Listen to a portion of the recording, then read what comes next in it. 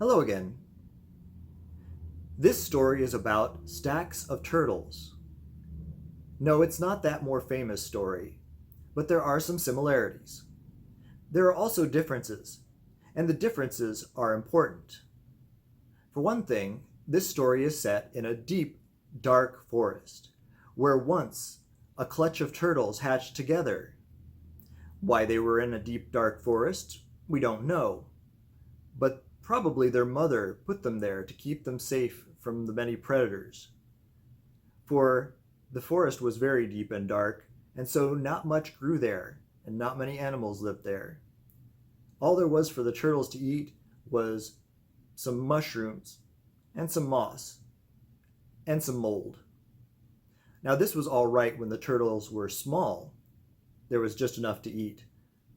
But not when they grew, when they got bigger, and they had to wander farther and farther apart to find enough to eat. As they searched and as they wandered, the turtles would occasionally come back and bump into one another. And when they did, they would share their stories. And something that many of them noticed were the occasional smells in the distance. Smells of flowers and lush greenery and berries. They couldn't be sure where the smells were coming from, though, because the trees of the forest blocked their view and whipped the wind about so that they couldn't tell which direction the smells were coming from. The turtles talked amongst themselves, and some of them came up with a plan. They said, "We're turtles. We're strong, we're sturdy, we can climb up on one another's shells, stacking up turtles high enough that the topmost turtle could see above the leaves of the trees and see where these smells are coming from. Then we can walk in that direction." Well, some of the turtles thought this was a great plan. Some did not. They raised objections like, how do you know you can trust the turtle on top? They might be nearsighted or stupid and give bad directions. And why should the turtles on bottom have to carry everyone? That sounds very exhausting and unfair. Well, the turtles that didn't like the plan, the independent turtles, wandered off and decided to go their own way. And maybe some of them did make their way to the meadow far off in the distance. But most of them didn't, as evidenced by the shells that were left behind on the forest floor. The turtles who agreed to cooperate started to stack up. They formed a pile, thick at the bottom, narrow at the top, like a pyramid, until finally one turtle at the top could see up above the leaves of the forest and could spot the meadow beyond. They called down excitedly, I see it, I know where it is. We're going that direction, to the left. No, a little more to the left. All right, keep going." Now, the turtles continued on like this for several hours. The turtles on the bottom could eat the occasional moss and mold and mushrooms on the forest floor. The turtle on top discovered that many of the leaves up in the trees were quite edible and very tasty, and occasionally it found fruit, beautiful fruit. So it was quite happy. Unfortunately, the turtles in the middle couldn't reach the floor or the leaves, so they had nothing to eat. They were starting to complain. So the topmost turtle passed them down a few leaves here and there, especially as it got full. So that kept the middle turtles happy. So it was when the bottom turtles started to complain that they were getting very tired. Maybe they should rest. Maybe some of the middle turtles should swap out with them to give them a break. The middle turtles weren't very interested. They had leaves to eat, they had fewer turtles to carry above them, and they called down, no, the top turtle knows where he's going, and we'll get there soon enough. We can't pause to swap or to rest. That would take too long. Just trust the top turtle and keep going. What was worse was the top turtle would occasionally spot more fruit a little bit off of the path. So it would give new directions. Right now, a little further right. All right, keep going. And so the bottom turtles, not being able to see anything, having to trust the top turtle, would turn a bit to the side. And so their path began to zig and zag. which it was anyway. There were some rocks and roots and branches to avoid on the floor. When the bottom turtles started to question this, they asked, "Why are we changing course so many times?" The middle turtles told them, "Don't worry about it. We're making good progress. Just do what you do. The top turtle will keep giving directions. We'll be fine." After a while, getting more and more tired and consistently ignored, the bottom turtles had had enough. They heaved and they hauled and they threw down the turtles above them, and the stack collapsed to the floor. There were some injuries. There was a lot of anger, a lot of snapping and arguments. But eventually the turtles talked amongst themselves and figured out what had been going on. They were not happy with the top turtle, who was demoted down to the very bottom, and a new top turtle was selected, someone who'd been closer to the bottom, that everyone felt that they could trust. There was also an agreement made: no more leaves. It was bad. It tempted the middle turtles to ignore their duty. And the middle turtles could swap with the bottom turtles. That way, everybody got a chance to take a rest in the middle, and the middle turtles could eat the moss and mushrooms and mold and get some food that way. That would be their incentive to go to the bottom. With these agreements in place, the turtles eventually stacked up again and continued on. And this worked fairly well for a few hours, with the swapping out at the bottom, the top turtle giving directions, very honestly and very honorably, which was great. And the middle turtles had good trust in the top. The problem came in when the forest floor became rougher. There were bigger rocks, thicker roots. There were pits and holes and streams. The bottom turtles would turn aside to avoid these obstacles as they had done before, but the top turtle would get irritated because they were going off track, and it would have to turn and find their directions again each time. So it called down, "Stop that! Stop going to the side! Follow my directions!" And the middle turtles and the bottom turtles, not being able to see above, the middle turtles not being able to see the obstacles, would get irritated too and say, "Don't go so far off track." Finally, the stack came to a very deep, very wide ravine. The bottom turtles turned completely to the side, 90 degrees, to avoid it.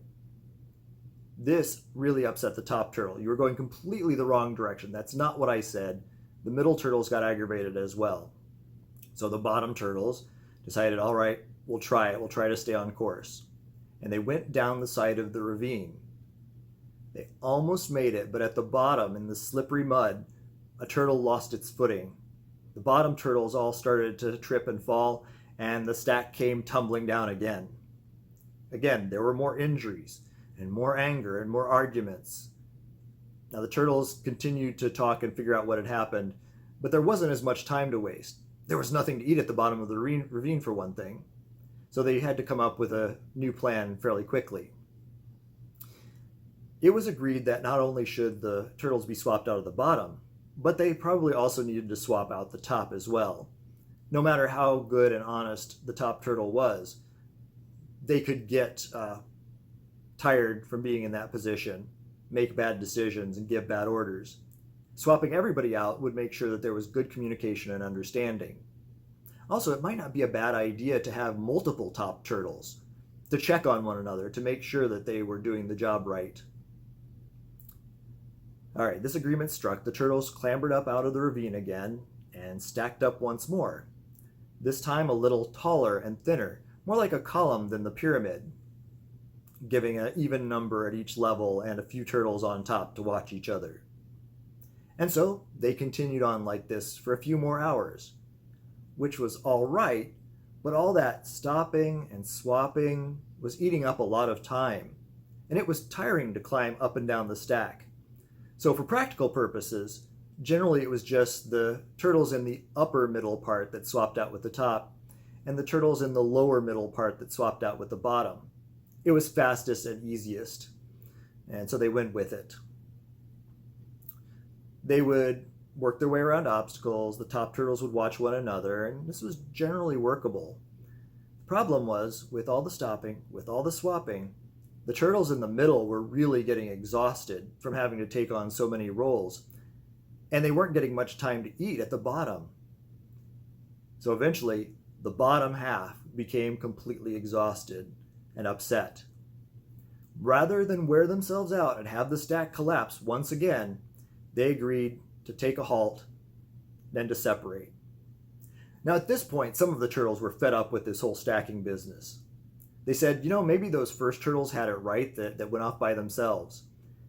No matter how good a turtle we put at the top, they stay near the top. They don't want to come down, and they start to wear it out. And of course, the turtles on the bottom get tired. They're having to support everyone else. That's exhausting too. Maybe no turtle should have to carry another or be guided by another. And so the ones that really got fed up went on their own. And maybe some of them did find their way to the meadow, but most of them didn't. At that point, there were barely enough turtles left to stack up high enough to get one above the forest floor. They needed a new and better plan. Finally, one turtle hit upon a new idea, a brilliant idea. They said, "Why are we walking stacked up anyway?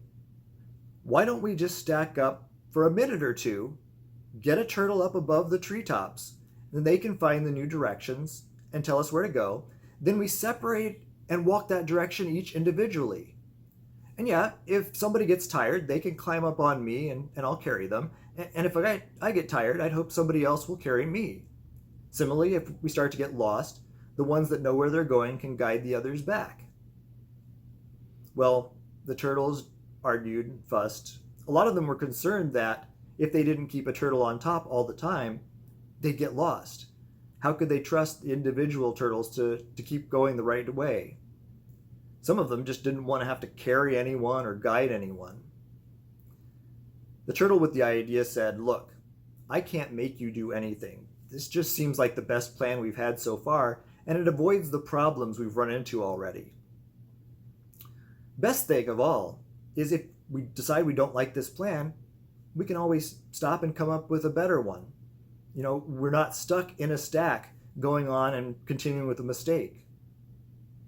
So the turtles agreed to try it because, again, best of all, if it didn't work, they were already stopped. They could already come up with another plan, and they weren't going to get stuck in the stack. So they stacked up again, just for a few minutes, and the topmost turtle found the meadow and called out new directions. Then they separated and walked in that direction individually. And sometimes when some turtles got tired, they would need to be carried by other turtles. And sometimes when some turtles got lost or confused, they could be guided back. And some turtles didn't carry any others or guide anyone else and just continued on their own in the same general direction. That was fine. They continued on that way. And I'd like to say that the turtles found their way out, that there really was a meadow and that they reached it. But I can't. The turtles are still walking. Most of the time they continue on with the original idea, stacking up when they need to, separating, and going on each to their own. Occasionally, though, they've been falling back into some of the old patterns, the old stacks, because some bastard turtle manages to threaten and harass and lie and persuade them to try one of those old plans. And they stack up and they walk on, and inevitably they collapse, or at least separate again. And they go back to the last plan, seemingly the best plan, at least the one that compromises between all the other problems. And maybe if they keep to it, they will get out of the forest and into the meadow. And maybe if they get to the meadow, they can see beyond it to the mountain and climb that, where the other turtles live, where there are more berries and fewer predators. We can hope. Thank you.